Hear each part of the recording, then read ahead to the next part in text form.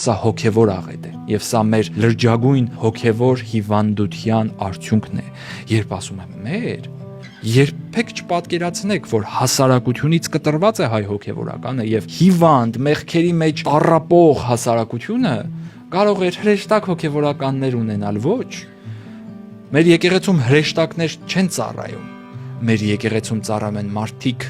Երբ ես ասում եմ, որ մեր եկեղեցում մարդիկ են, ես ենթադրում եմ, որ այդ մարդիկ ունեն թե սխալվելու, թե ապաշխարելու, թե սայթաքելու, թե այդ սայթաքումից հետո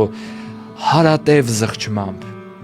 հարատև հատուցմամբ ծանր քրիստոնեական ճանապարհ։ Գիտեք, հոգևորականները բոլոր մարդիկ այո մեղքեր գործում են։ Նույնիսկ այն հոգևորականները, որոնցով դուք հմայված եք,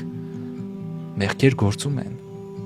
Նույնիսկ այն հոգևորականները, որոնց դեմ կոմպրոմատներ հրապարակելու կարիք չկա այս պահին, որովհետև իրենք փորձում են չեզոք մնալ բոլոր այս խնդիրներից, իրենք էլ ունեն մեղքեր, եւ բոլորն ունեն մեղքեր։ Վայը կգա մեզ կտանի, եթե եկեղեցում հրեշտակները սպասավոր են, իրենք մեզ չեն ների, իրենց մենք թողություն չեն տա մեզ, իրենք մեզ եկեղեցի չեն թողնի, որովհետև հրեշտակը մեր մեղքը չի ճանաչում, ինքը անհաղորդ է մեր մեղավոր բնությանը, իսկ քահանան հաղորդ է մեր մեղավոր բնությանը։ Որովհետև մարդ է։ Հոգևորականը ներել գիտի, որովհետև ինքն է ներվում ամեն օր։